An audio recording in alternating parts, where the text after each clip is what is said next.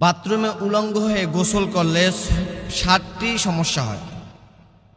মা বোনেরা এবং যুবক ভাইরা ভালো করে শুনুন, আমরা যারা বাথরুমে উলঙ্গ হয়ে গোসল করি, বাথরুমের মধ্যে উলঙ্গ হয়ে গোসল করলে এই 7টি সমস্যার সম্মুখীন হবেনই হবে নিশ্চিত।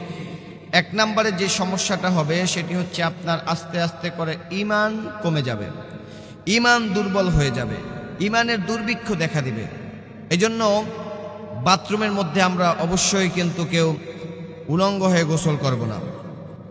2 নাম্বার যে ক্ষতি হয়, ফেরেশতারা দুঃখ প্রকাশ করতে থাকে। আল্লাহ পাক রব্বুল আলামিন কুরআনুল কারীমের মধ্যে বলেছেন, ওয়া ইন্না আলাইকুম লাহাফিজিন কিরামান কাতিবিন ইয়ালামুনা মা তাফআলুন। প্রত্যেকটা বান্দার 2 কাঁধে 2 জন কিন্তু ফেরেশতা থাকে, সব কিছু লিপিবদ্ধ করতেছে।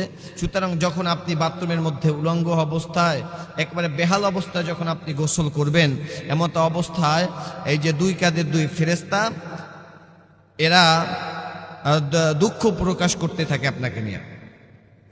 বাথরুমে উলঙ্গ হয়ে গোসল করলে 3 নম্বরে যে ক্ষতি হয় সেটা হচ্ছে লজ্জা কমে যায়। লজ্জা যদি না থাকে তাহলে মানুষের মানুষত্বই থাকে না। আল্লাহ নবী বিশ্ব নবী বলেছেন, আল হায়া ও শুআবাতুম মিনাল ঈমান, লজ্জা শরম হচ্ছে মানুষের ঈমানের অঙ্গ। সুতরাং বাথরুমে উলঙ্গ হয়ে গোসল করলে আপনার আস্তে আস্তে করে লজ্জা কিন্তু কমে যাবে। এজন্য লজ্জা যদি কেউ আমরা ধরে রাখতে চাই, অবশ্যই বাথরুমে উলঙ্গ হয়ে গোসল করব না। 4 নম্বরে বাথরুমে উলঙ্গ হয়ে গোসল করলে যে সমস্যা হয়, অনেক রোগ সৃষ্টি হতে পারে, বিশেষ করে মূত্রদানী রোগ হওয়ার সম্ভাবনা থাকে। আমরা এই রোগ থেকে বাঁচার জন্য অবশ্যই এই খারাপ কাজ থেকে আমরা বিরত থাকব। 5 নম্বরে হচ্ছে এই আপত্তিকে যেই ক্ষতিটা হয়, বাথরুমে উলঙ্গ হয়ে গোসল করলে 5 নম্বরে যে ক্ষতিটা হয় সেটি হচ্ছে এই আপত্তিকর অবস্থায় যদি মানুষ মারা যায়, আপনি যদি ইন্তেকাল করেন বাথরুমে বসে, ওমা তাদরি নাফসুম মাযা তাকসিবু গাদা, মানুষ কোথায়, কোন অবস্থায়, কোন হালতে, কোন জায়গায় মারা যাবে সে নিজেও জানে না। আপনি বলেন, যদি আপনি এই উলঙ্গ অবস্থায় মারা যান, মানুষজন যখন লাশ নিতে যাবে তখন আপনাকে কোন অবস্থায় পাবে, কোন হালতে পাবে। এজন্য এই 5 নম্বর ক্ষতি। 6 নম্বরে যে ক্ষতি হয়, ওই বান্দার জিন্দিগিটা, টোটাল জিন্দিগিটাই হতাশাগ্রস্ত অবস্থায় জীবনযাপন করতে হয়। এটা হচ্ছে 6 নম্বর ক্ষতি।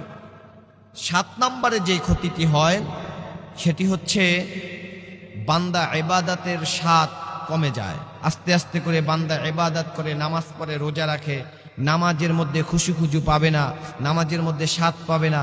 যে ইবাদতের ভিতরে স্বাদ না পায় সে ইবাদত আল্লাহর দরবারে কবুল হয় না। এজন্য সম্মানিত উপস্থিতি, আল্লাহ যেহেতু আমাদেরকে সৃষ্টি করেছেন, ওয়ামা খালাকাতুল জিন্না ওয়াল ইনসা ইল্লা লিয়াবুদুন, আল্লাহর ইবাদত বন্দেগী করার জন্য যেহেতু আমাদেরকে সৃষ্টি করা হয়েছে, সুতরাং ইবাদতের মধ্যে যদি আমরা স্বাদ না পাই, মজা না পাই, ওই ইবাদতের জন্য সামনে আবার আগ্রহ তৈরিও হয় না বন্দেগী করার জন্য, ইবাদত করার জন্য। সুতরাং আমরা এই 6টা ক্ষতি থেকে বাঁচার জন্য, এই 7টা ক্ষতি থেকে বাঁচার জন্য অবশ্যই বাথরুমে উলঙ্গ হয়ে গোসল না করব অবশ্যই আমরা। আল্লাহ পাক রব্বুল আলামিন আমাদের সকলকে কবুল করুক।